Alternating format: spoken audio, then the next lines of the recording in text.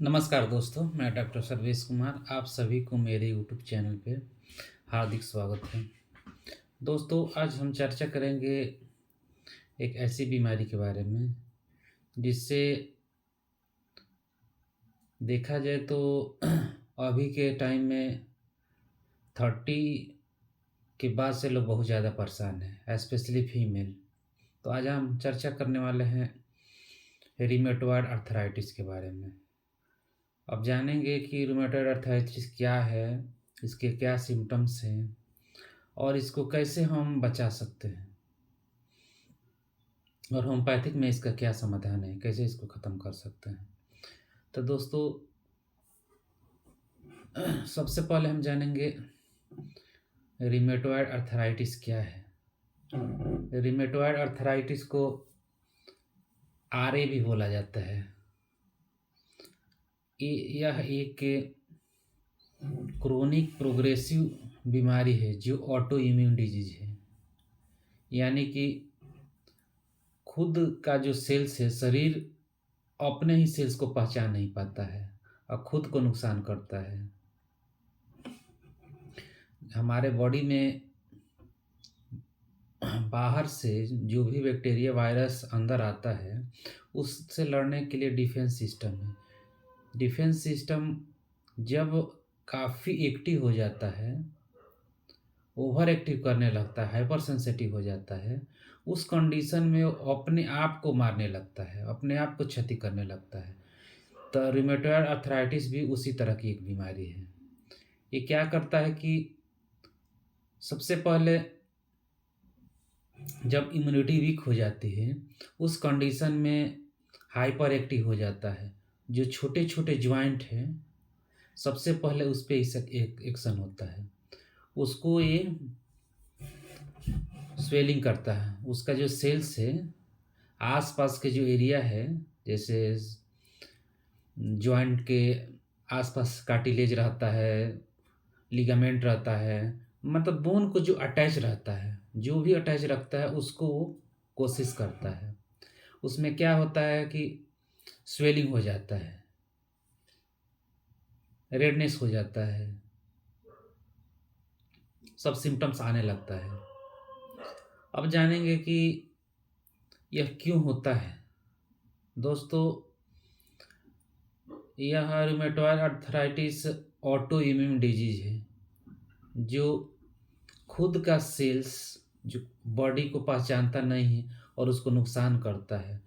उसमें कभी कभी ऐसा होता है कि जैसे बच्चा माँ की पेट में है, जैसे कोई महिला है, प्रेग्नेंट है, उस कंडीशन में जब माँ और बेटे का सेल एक साथ मिल जाता है, तो ये कंडीशन डिलीवरी के बाद भी देखा जाता है कि उसको 35 के बाद से भी शुरू हो जाता है, उस कंडीशन में भी एक हो जाता है। एक और देखा जाए तो जेनेटिक भी, अगर किसी की फैमिली हिस्ट्री में रिमेटॉयड अर्थराइटिस है तो उसको भी मोर चांस रहता है कि हो सकता है।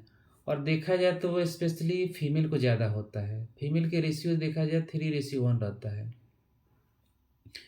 अगर क्यों होता है, क्योंकि इसका वजह ये भी है कि हार्मोनल डिसबैलेंस भी हो सकता है, इम्यूनिटी के ऊपर भी डिपेंड करता है।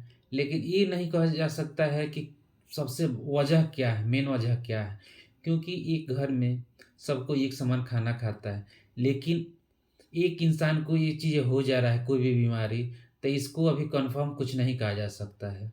ये सब इम्यूनिटी के ऊपर डिपेंड करता है। अगर जिनका इम्यूनिटी जिस तरह है, अगर उनका इम्यूनिटी स्ट्रांग है तो उनकी रोग प्रतिरोधक क्षमता लड़ लेगी और बचा लेगी। और जिनका वीक है, रोग प्रतिरोधक क्षमता लड़ने की, वो लड़ नहीं पाएगा, वो उसको सफ़र करना पड़ेगा। उसी तरह इसमें भी है। तो इसमें देखा जाता है कि सबसे पहले स्मॉल जॉइंट पे ही होता है और उसके बाद से बिग जॉइंट पे आता है। बिग जॉइंट में आपका नी और घुटना का और कमर पे इफेक्ट पड़ता है, उसके बाद अदर पे आता है। इसमें क्या होता है कि जब स्वेलिंग होता है तो सबसे पहले कार्टिलेज को इफेक्ट करता है। कार्टिलेज क्या करेगा, साइनोवियल मेम्ब्रेन होता है, जिसकी वजह से साइनोवाइटिस हो जाता है। उसमें क्या होगा कि इन्फेक्शन होगा और उस पे अटैक इसका होगा, तो उससे एक केमिकल निकलता है, एक तरह का प्रोटीन है, साइटोकाइनेज मेडिकल भाषा में बोला जाता है, और कुछ प्रोटीन होता है, हम जो कॉमन भाषा में बताने की कोशिश कर रहे हैं।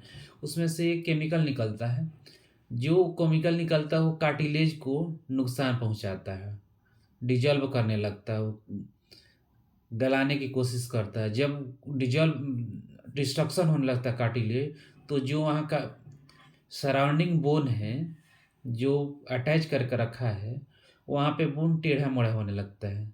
बोन जो होता है, जॉइंट डिसलोकेट हो जाता है, टेढ़ा हो जाता है, और वहाँ पे पेन होने लगता है।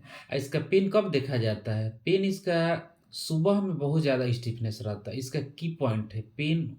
मॉर्निंग स्टिफनेस इसका की पॉइंट है। सुबह में अगर वो पेशेंट उठ जाए, तो एक उसको पिन उठाना होगा तो उसको दिक्कत होगा, कठिन हो जाएगा, पिन नहीं उठा सकता है, बहुत ज़्यादा स्टिफनेस। स्टिफनेस इसको घंटों तक बना रहेगा। जैसे ऑस्टियोआर्थराइटिस, और इसमें यही अंतर है कि ऑस्टियोआर्थराइटिस में स्टिफनेस आता है, इसमें और भी अंतर है, लेकिन उसका जो स्टिफनेस आएगा तुरंत खत्म। लेकिन रिमेटॉयड अर्थराइटिस में स्टिफनेस बहुत देर तक बना रहता है, जिसके वजह से सुबह में उसको बहुत ज़्यादा तकलीफ होती है, पेन की वजह से वो रोने भी लगता है।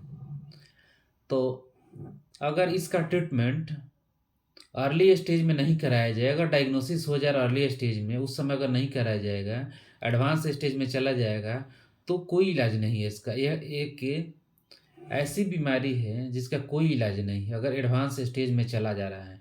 ऐसे तो देखा जाए तो रूमेटॉइड अर्थराइटिस ऑटोइम्यून की बीमारी है, इसका इलाज क्रिटिकल है, लेकिन अगर आप समय रहते इसका ट्रीटमेंट ले रहे हैं, तो संभव हो सकता है कि आप क्यूर हो सकते हैं।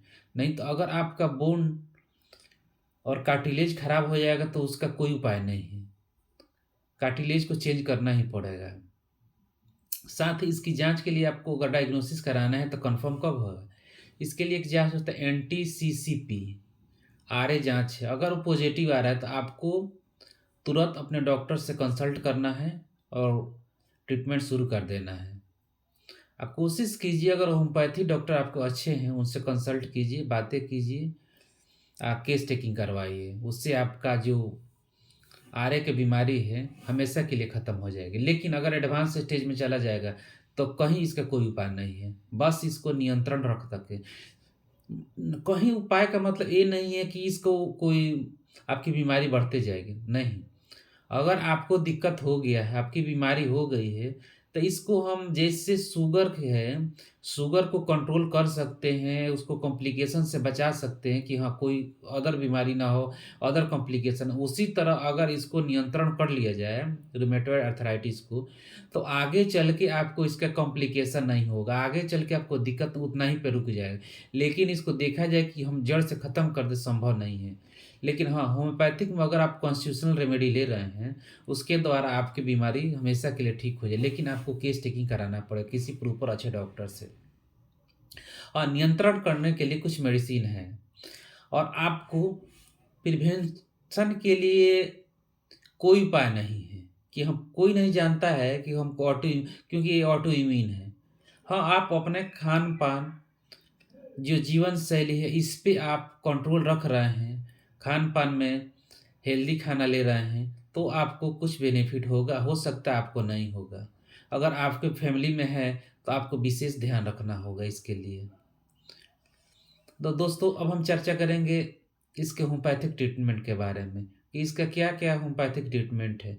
दोस्तों, होम्योपैथिक ट्रीटमेंट बस हम नियंत्रण के लिए बता रहे हैं, लेकिन अगर इसको परमानेंट ठीक करना है तो आपको कॉन्स्टिट्यूशनल रेमेडी लेना ही होगा, आपको अपने डॉक्टर से केस टेकिंग करके ही, बात करके ही लेना होगा। बस ये हम जानने के लिए बता रहे हैं कि, और नॉलेज करने के लिए कि आपको कुछ नॉलेज हो जाए कि हाँ मेडिसिन होता है, परमानेंट ठीक हो जाता है।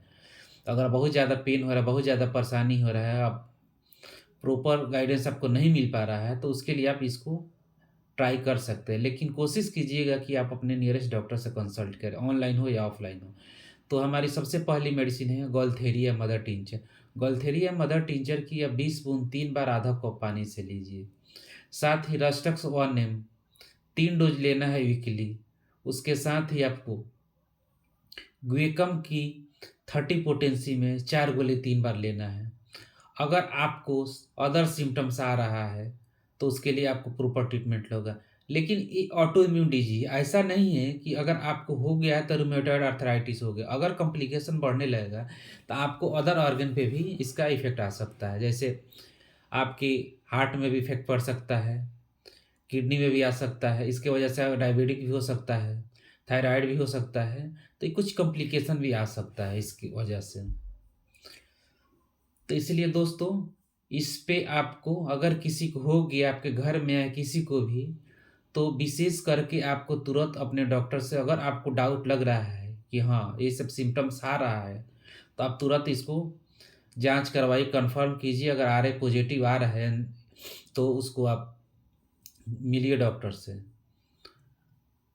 ये रही हमारी चर्चा, रूमेटॉइड अर्थराइटिस और होम्योपैथिक में इसका क्या समाधान है और इसको हम कैसे प्रिवेंट कर सकते हैं।